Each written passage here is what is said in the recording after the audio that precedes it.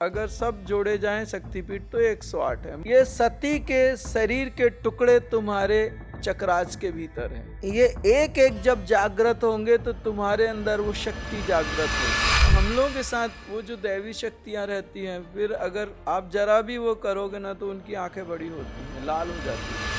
एक स्थिति में आने के बाद एक आत्मा दूसरी आत्मा एक हो जाती है, अलग अलग नहीं होती। अगर आप कोई दूसरा साधु देखोगे तो ये साधु देखोगे तो इनमें कोई भेद नहीं है, वो एक आत्म तत्व में पहुंच गए और आत्मा एक ही है।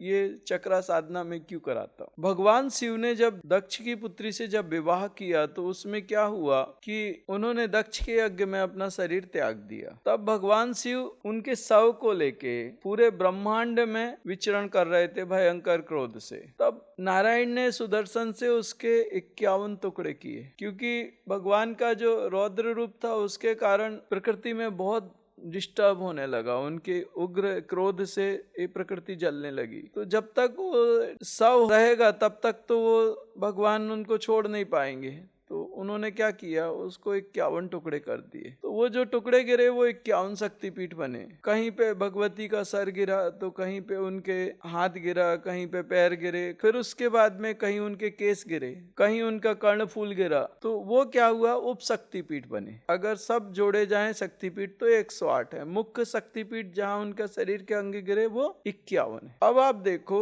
आपका मूलाधार में कितने पेटल्स हैं, स्वादिष्टान में कितने हो गए, मणिपुर में कितने हो गए, 20, अनाहत में 32, विशुद्धि में 16, 32 और 16 48, और आज्ञा चक्र में 2, कितने हो गए, और एक ओंकार, सतनाम श्री वाहेगुरु, एक ओंकार, 50 में एक जोड़ दो, हो गए 51 शक्तिपीठ। ये सती के शरीर के टुकड़े तुम्हारे चक्रास के भीतर है। ये एक एक जब जागृत होंगे तो तुम्हारे अंदर वो शक्ति जागृत होगी और इस बार वो पार्वती बनेगी। जो टुकड़े टुकड़े में तुम्हारे अंदर है वो सती है, और जब ये टुकड़े जुड़ेंगे तो वो पार्वती बनेगी। और पार्वती से शिव का वियोग नहीं है, सती से शिव का वियोग है। इसीलिए हम लोग लाल कपड़े पहनते हैं, क्योंकि वो सारे टुकड़े जब जुड़ जाते हैं, भगवती जागृत होती तो उसको लज्जा आती है, वो फिर ऐसे सिकुड़ती है। उस समय हम लोगों को अनकंफर्ट फील होता है। और ज्यादा अगर मुझे कंफर्ट करना है तो मैं सॉल डाल लूंगा, तो फिर वो रिलैक्स रहेगी। वो लज्जा स्वरूपिणी है। ये कपड़े अगर मुझे मिले हैं तो इसका एक ही मतलब है कि सृष्टि और संहार और स्थिति, उसके बाद में निराख्या, उसके बाद में पहुंच, वो पांचों व्यवस्थाएं मेरे अंदर मौजूद हैं। ये सृष्टि क्रम मेरे अंदर चल रहा है और शक्ति जागृत है। तो संभल के रहिए, क्योंकि शक्ति उग्र होती है। अगर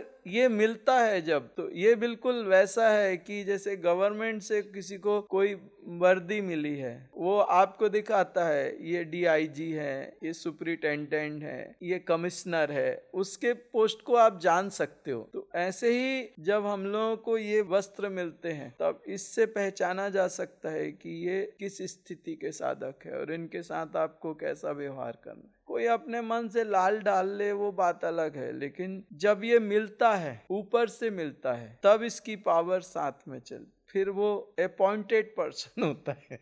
उस समय क्या होता है कि आपको समझना पड़ेगा कि उसके साथ आप कैसे बर्ताव करो, क्योंकि वो कहीं मार्केट में भी जा रहा है, कहीं जा रहा है, तो उसके साथ आप फिर गलत बर्ताव नहीं कर सकते। ऐसा कुछ मत करिए जिससे आपको मुसीबत आ जाए, क्योंकि उसके अंदर जो सामर्थ्य है वो पूरा आपको दिख नहीं रहा, लेकिन वो एक एनर्जी फील्ड में सिक्योरिटी में चल रहा है। उसकी फुल सिक्योरिटी, उसका अपना एक सिस्टम है पूरा का पूरा। अगर आप उसमें कहीं कुछ गड़बड़ करते हो तो उठा के फेंक देंगे, तुरंत फेंकेंगे, वो फोड़ डालेंगे। वो बिल्कुल उसको, मतलब जैसे आप वीआईपी सिक्योरिटीज रहते हो ना, जरा भी उनको लगाना वो तुरंत अटेंशन में आ जाते हैं। वैसे ही दैवी शक्तियां रहती हैं। तुम किसी देवता को या देवी शक्ति को मनाने जाओगे, वो नहीं मानेगी, बहुत कठिन है। लेकिन अगर एक बार मान गई तो फिर वो तुम्हें छोड़ेगी नहीं, और वो तुम्हारे साथ ऐसे रहेगी, वो फिर छोड़ती नहीं। दैवी शक्ति बिल्कुल ऐसी है। एक तो वो मानेगी नहीं, सिद्ध नहीं होगी, और अगर हो गई तो वो फिर किसी को पास नहीं आने देगी, वो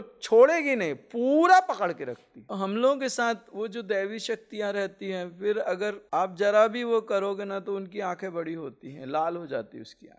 और दूसरी बात, जो साधु होते हैं, बड़े साधु, उनके साथ अस्त्र शस्त्र होते हैं। भगवती के हाथ में जितने भी अस्त्र शस्त्र हैं वो सारे सिद्ध होते हैं, और अगर कहीं कुछ गड़बड़ हुआ तो वो उग्र होने शुरू हो जाते हैं अस्त्र शस्त्र, उनकी ऊर्जा, और फिर उनमें वाइब्रेशंस बढ़ जाते हैं। हमारा अध्यात्म मतलब आप जितना सोच सकते हो उससे बहुत आगे है, बहुत आगे, मतलब बहुत आगे। इसके ऐश्वर्य, इसके वैभव मतलब जबरदस्त है। आप समझिए कि राम न मारे रावण को, राम ने रावण को नहीं मारा, रावण के कर्म खराब थे इसलिए रावण मरा। राम न मारे रावण को, पापी नहीं है राम, आपहु से मर जाते हैं, करी करी खोटे काम। राम न मारे रावण को, पापी नहीं है राम, आपहु से मर जाते हैं, करी करी खोटे काम। तुम मृत्यु का आवाहन मत करो। हम लोग बाहर मार्केट में जाने को डरते हैं, बहुत कम जाते हैं, रूम से नहीं निकलते, बहुत कम निकलते हैं, लोगों से नहीं मिलते। कारण एक है कि लोग सुरक्षित रहें, नहीं जाते, बाहर नहीं जाते। बहुत जरूरी हो या बहुत दिन हो गए तो फिर थोड़ी देर बाहर की हवा,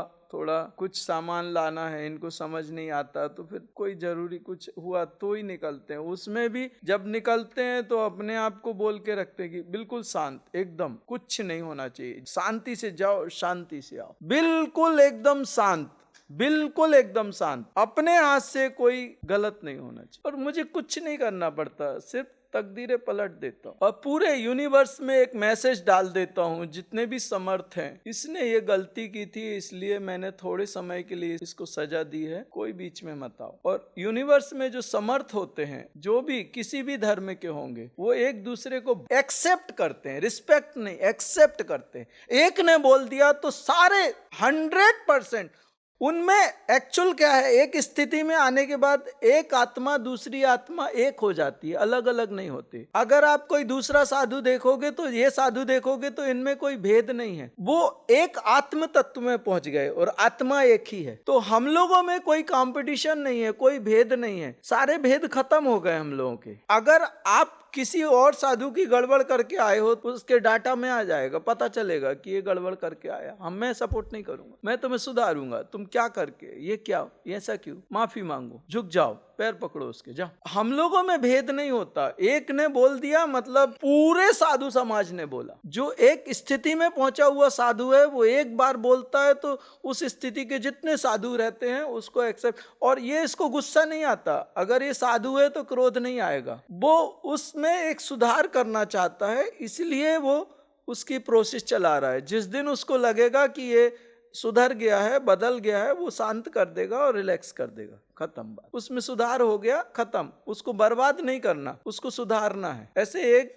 बाप अपने बच्चे को मारता है इसलिए नहीं कि वो दुश्मन है, उसको ठीक करने के लिए। बिल्कुल वैसे ही हाल होता है। उसको अहंकार है ना, साधु के सामने दो चीज मत करना, छल और अहंकार। काम, क्रोध, लोभ, मोह, राग, द्वेष ये तो होते ही हैं, दो चीजें नहीं चलती, छल और अहंकार। अगर तुम कहीं भी साधु के पास करोगे तुम लुट पिट के आओगे। वो साधु को एक्सेप्ट ही नहीं है, एक तो छल और दूसरा अहंकार। अहंकार जहां तुमने दिखाया ना तो मामला बिगड़ने लगता है। उसके विपरीत है समर्पण। समर्पण तुमने किया ना, वो तुम्हें आराम से भर देगा। साधु वो चीज है कि भगवान और प्रकृति दो कदम पीछे हट जाती है जब साधु अपना काम करता है तो। और मैं आपको कहता हूं, जब मैं आप लोगों पे काम करता हूं तो प्रकृति थोड़ी सॉफ्ट होती है, पीछे हटती है। जब तक मैं करूंगा तब तक वो अपना रौद्र रूप नहीं दिखाती ज्यादा। उस समय वो मौका देती है कि कर लो, अगर कुछ होता है तो तुम कर लो, फिर बाद में मैं देखूंगी। और अगर मैंने छोड़ दिया, मैंने बोला नहीं हो रहा है ये, तो फिर वो अच्छे से कुचलती है, फिर वो पूरे तरीके से कुचलती है। ये सिस्टम यूनिवर्स में साधु के साथ रहता है, इसको समझना बहुत जरूरी है। अगर साधु उस स्थिति का है तो ये रहेगा ही रहेगा, पक्का रहेगा, डेफिनेट रहेगा। नमः शिवाय। भैया जी, हमारे जीवन पर ग्रहों का क्या प्रभाव होता है, कृपया मार्गदर्शन करें। मुझे एक बात समझ आई कि कोई कितना भी बड़ा सूरवीर क्यों ना हो जाए, ये प्लैनेट्स की एनर्जी, इनको हमेशा ध्यान रखना चाहिए। अपने अहंकार में हम कितने भी दिग्गज हो जाएं, हम कहीं ना कहीं कुछ ना कुछ ऐसा हो सकता है इस संसार में कि हमारी ऊर्जा डिस्टर्ब हो सकती है, कनेक्टिविटी डिस्टर्ब हो सकती है और उसका प्रभाव हमारे जीवन पे बहुत अच्छा नहीं होता, फिर वो प्रभाव थोड़ा हमारे लिए पीड़ादायक हो जाता है। तो इससे दो चीजें निकल के सामने आती है। घटना मेरे साथ हुई कि एक तो एक साधक को अपनी प्लेनेट से जो कनेक्टिविटी है वो प्रॉपर चेक करते रहना चाहिए। सेकेंड ये कि जो घर में जो लेडीज हैं वो खाना बना रही हैं, अगर वो दुखी होके खाना बनाती हैं तो वो सारा दुख उस खाने में डाल देती हैं और जो लोग होते हैं खाने वाले उनकी हालत खराब होती है। ये दो चीजें समझने लायक है। आप खाना तो खा रहे हो लेकिन उस खाने की ऊर्जा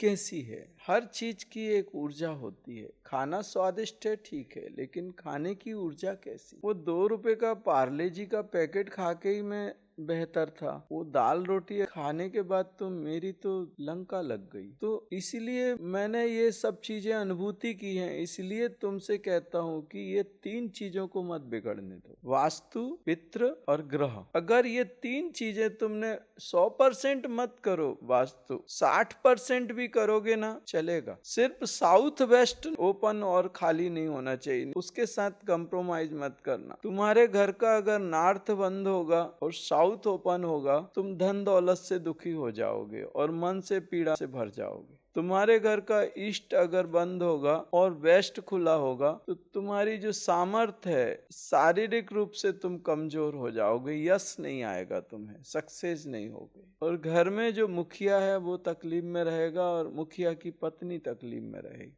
नॉर्थ ईस्ट अगर तुम ब्लॉक करोगे और साउथ वेस्ट तुम खोल के रखोगे, नरक जैसी जिंदगी तुम यहीं पे देख लोगे। जीवन और मृत्यु पे कोई अंतर नहीं रह जाएगा, मौत के जैसी पीड़ा होगी, खतरनाक जीवन, बच्चों तक को आप बर्बाद, सब खत्म हो जाएगा।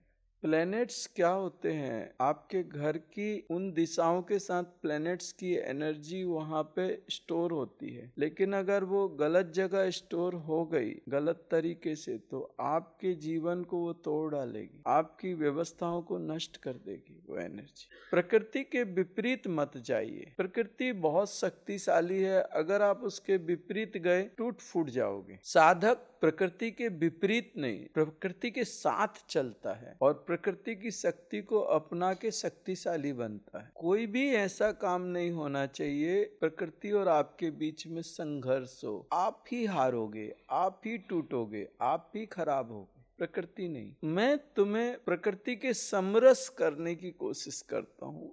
जहां तुम प्रकृति के विपरीत गए वहां पे मैं तुम्हें वापस लाना चाहता। नहीं तो आप कितनी भी साधना करो, कितनी भी मेहनत करो, परिणाम नहीं आएंगे। हम आपसे एक ही बात करते हैं, साउथ वेस्ट में कंप्रोमाइज मत करो। बाकी की कुछ चीजें ऐसी होती हैं, वास्तु के कुछ ट्रिक हैं, जैसे आपके यहाँ विंडो आप नहीं कर सकते, सट के मकान बने हैं, तो उसमें क्या होता है, यंत्र लगा के अपन वहाँ विंडो की एनर्जी क्रिएट कर देते हैं। तो वो यंत्र क्या करते हैं, सूर्य की ऊर्जा को या चंद्रमा की ऊर्जा को खींच के वहां पे 100% तो नहीं होता, 60% हो जाता है। उतना भी हुआ तो मैनेज हो जाता है। तरीके हैं, एक चीज का कोई तरीका नहीं है। अगर साउथ वेस्ट ओपन है और खाली है, खुला है, स्लोप में है, या घर के बाहर साउथ वेस्ट में गड्ढा है, कुआं है, वो घर छोड़ देना चाहिए। उस घर में रहना मतलब आप अपने परिवार को खतरे में डाल रहे हो। आपके जीवन कभी आसान नहीं होगा। भले ही भाड़े के घर में चले जाओ लेकिन सुरक्षित रहो। मर जाए वो एक अलग बात है, लेकिन मरने के बाद पहले जो नरक भोगना पड़ता है और मरने के बाद जो नरक भोगना पड़ता है, तुम सिर्फ मरने के पहले की नरक की बात करते हो। मरने के बाद भी नरक होता है और वो ज्यादा बड़ा होता है। वो जीवात्मा इतनी तड़पती है और इतनी पीड़ा से भरी होती है, वो तुम्हें नहीं मालूम। तो मृत्यु के पहले और मृत्यु के बाद उसमें पीड़ा ही पीड़ा है और पूरे परिवार को है। तो उसमें मैं सजेस्ट करूंगा साउथ वेस्ट में कोई कंप्रोमाइज मत करो। साउथ वेस्ट जितना भारी हो, भरा हो और ब्लॉक हो, ऊंचा हो, उतना ज्यादा आप सुरक्षित। और आपको एक्यूरेट साउथ वेस्ट होना चाहिए। ऐसा नहीं होना चाहिए कि आप कहीं भी कंपास रखो और कुछ भी साउथ वेस्ट निकालो, ऐसा नहीं होता। किचन में रखोगे तो अलग साउथ वेस्ट आएगा। उसका एक तरीका है, वहां पे वो देवता होते हैं, सही जगह पे उस देवता को आइडेंटिफाई करके आप आप उसको जागृत कर सकते हो या तो बंद कर सकते हो। आप कहीं भी कुछ भी करोगे और वहां वो देवता नहीं बैठा होगा, रिजल्ट नहीं आएगा। जैसा बोला गया है वैसा करोगे तो बेहतर आपको परिणाम आएंगे और कुछ अच्छा होगा।